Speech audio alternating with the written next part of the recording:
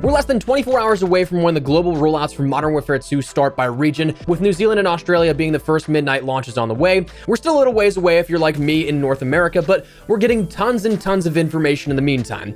Today we've got a ton of stuff to discuss in regards to Modern Warfare 2's multiplayer offering. We're talking about the ranking system, weapon progression and tuning, new challenge sets, as well as full launch content being offered for multiplayer. There's so much to discuss in this video, so as we go along, drop your thoughts down below. What are you looking forward to the most? If you enjoyed the video, you find it at all insightful, or you're just excited for Modern Warfare 2, drop a like on the video. Let's see if we can hit 5,000 here on this one. And if you're new, the content's only just getting started, so make sure you subscribe to stay on top of any and everything Modern Warfare 2. We'll keep you in the loop with absolutely all of it. We've got that lofty goal of hitting 500,000 subscribers by launch. You guys have been absolutely going off the last few days helping push towards that, so if you're new and you'd like to join us on that journey and join the community, I'd love to have you. And finally, make sure to check out my friends over at G Fuel. Code Espresso is bumped up to 30% off once again here in celebration of the launch. But that said, let's jump right into all that we have to learn about Modern Warfare 2's multiplayer. Let's start out with something that they've been very silent on as of late up until today, that being the actual ranking system. Now, as it was hinted at, we are going to see that seasonal progression system return, but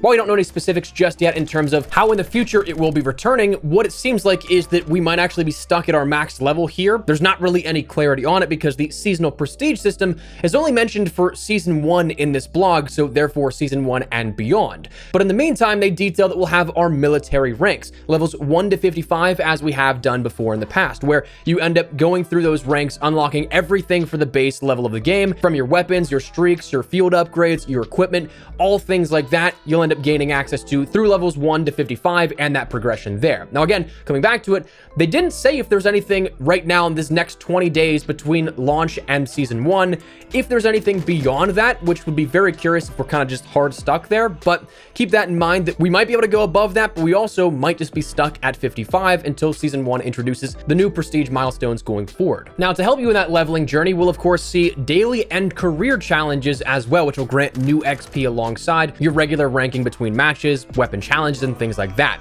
Now, for the daily challenges, it's broken up into 3 separate categories as they described: a general challenge that might not require much change in playstyle, a weapon challenge that will focus on a specific weapon category, and a special challenge that encourages exploration with specific loadout features like a field upgrade or perk. After you complete all 3, you will get a 4th daily bonus challenge that is described as a split objective that allows you to make progress towards one of 2 objectives, and once one of those 2 objectives is completed, the bonus challenge is then considered completed and you get that XP. Spec Ops will also have its own specific daily challenges, where the first is generic, the second and third daily challenges can also be generic or mission specific or cooperative specific. The 4th again is that split challenge where there's the choice of completing one of 2 mission challenges. Now, beyond that, they did say there are going to be career challenges for both multiplayer and Spec Ops. Career challenges having several milestone steps, awarding XP along the way and granting calling cards. Pushing towards the full completion for career challenges also offers additional unique calling cards and further XP.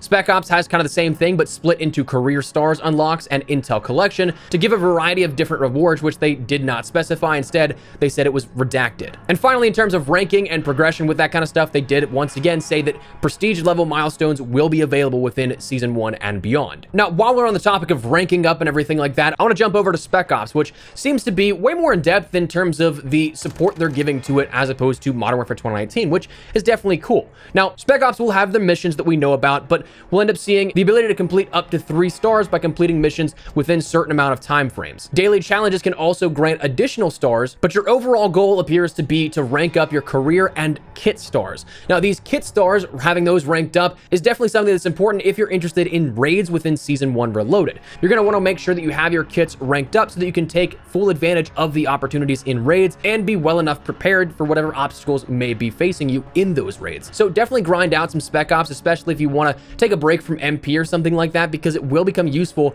later on down the line. Now, the next thing they detailed in the blog post here is for camo completionists, those that want to play out the mastery camos or just the overall camo grind. And we're going to detail this a lot more in depth here in a second video going up in a couple of hours. So we're just going to briefly touch on this, but some quick things that you'll want to know. You, of course, have weapon camo challenges to work out. We have base camos and mastery camos.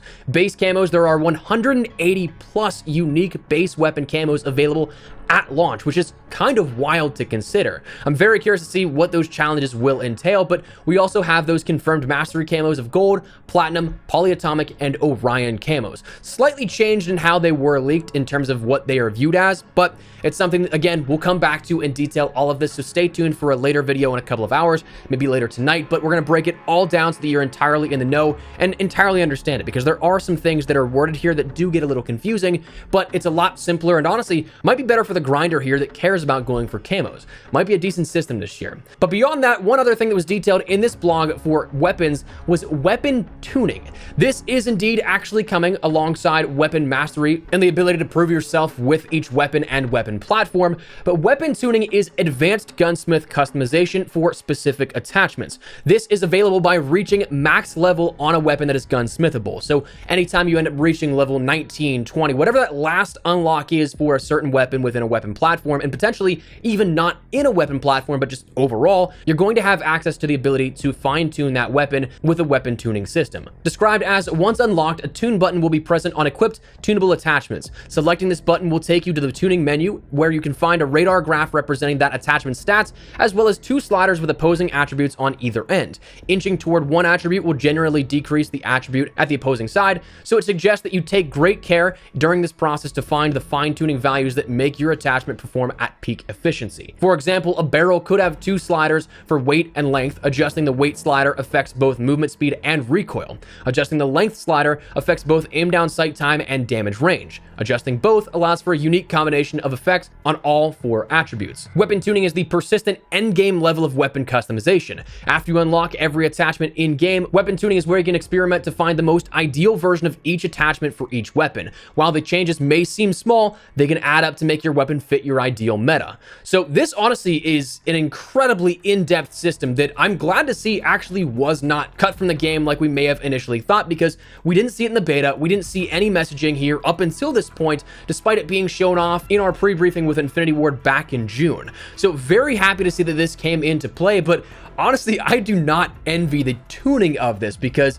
when you consider how many things are fine-tuned on the back end for just traditional Call of Duty games with attachments, weapon attributes, and things like that, now giving the player direct access to customize that's gotta be a nightmare logistically. But it is something we have to play around with, so we'll of course keep you up to date with absolutely everything and break that down a little further tomorrow or the day following on launch, depending on when we can get our hands on the game, to give you some examples of it. Now, that's the progression blog that we got today. As of yesterday, we got a blog detailing some of the stuff to come in the Modern Warfare 2 multiplayer offering, and that's what I want to round out this video with here, kind of playing a little catch up on that. We didn't get to touch on it as of yesterday, but we ended up seeing our game modes, core maps, and battle maps, perk packages, field upgrades, kill streaks, and such. Now, for this, we'll end up seeing the game modes of Team Deathmatch, Domination, Hardpoint, Headquarters, Control, Prisoner Rescue, Knockout, and Search and Destroy, alongside Ground War and Invasion for those battle map playlists. Now, notably missing is Kill Confirmed. That's not apparently a game mode we'll see at launch. I'm imagining that's going to be coming shortly to follow, but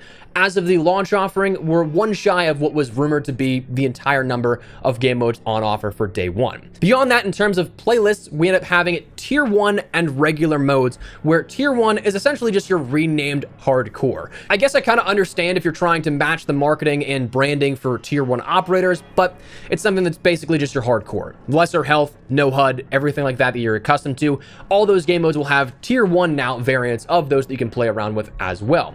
We also will have a third-person mode available for all of this too. So a lot of cool stuff to play around with there. Surprisingly, in terms of specifics, we actually still haven't seen the maps revealed just yet for Modern Warfare 2's multiplayer, but we know that they're going to take place across Al Mazrah, Las Almas, and the rest of the world in terms of geographic locations. As for perk packages, those are staying. We are going to still see our base, our bonus, and ultimate perks, but there are a couple of changes here that we can consider. The one that's probably the biggest to me is the fact that we now have Quick Fix as an ultimate rather than a bonus perk. So that really makes the bonus perk a little less crutch in a sense, where you can now take things like Fast Hands or Focus. Those are probably my 2 favorites that I would take here with this.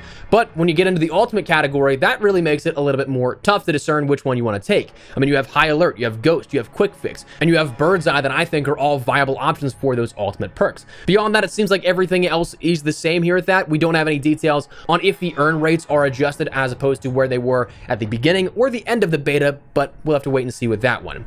Now, outside of that, we know our field upgrades will end up having our tactical camera, our inflatable decoy, our DDoS, our deployable cover, trophy system, dead silence, munitions box, loadout drop, portable radar, tac insert, battle rage, recon drone, smoke airdrop, suppression mine, and anti-armor rounds. Now, you can take one of those as you unlock them, or at level 45, you can end up getting Field Upgrade Pro, which allows you to equip 2 of those, but both then at that point have a slow recharge rate. So you're kind of taking the ability to have the option of changing it on the fly, but your earn rate is going to be significantly less. And finally, in terms of kill streaks, we'll end up having the ability to see the UAV and bomb drone, the counter UAV, cluster mine, and care package at 5 kills, the precision airstrike, cruise missile, and mortar strike at 6 kills. 7 kills is the sentry gun or SAE. The 8 kill mark is the VTOL jet, Overwatch Helo, or Wheelson. 10 kills get you the stealth bomber, chopper gunner, or emergency airdrop, and 12 kills get you the gunship or advanced UAV. And finally, at 15 kills, you end up having the ability to get the Juggernaut. So that is essentially all of the content we'll see in the sort of gameplay loop from Modern Warfare 2's multiplayer experience,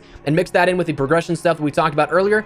That's where we're at here with multiplayer. A lot of stuff has been debuted so far. We're just on the precipice of being able to jump in ourselves, so that's what we're gonna call it. I'd love to hear your thoughts and feedback down there in the comment section down below. What are you guys looking forward to the most? Is there anything in particular you guys are really liking to hear out of this? Anything that makes you excited to play or jump in, or something that maybe you're a little bummed wasn't adjusted, wasn't included? Whatever the case, drop your thoughts below. But if you enjoyed the video, you found it at all insightful, do me a favor and drop a like on the video. And if you're new to the channel, make sure you subscribe so you don't miss a single thing running all things Modern Warfare 2. We are so close here to the launch, and of course, we'll keep you up to date with everything you need to know and everything beyond. We'll have a ton of tips, guides, tutorials, all that kind of stuff, so make sure you stick it here on the channel. But that said, thanks so much for watching. Mine has been Espresso. I'll see you guys later. Take care and peace.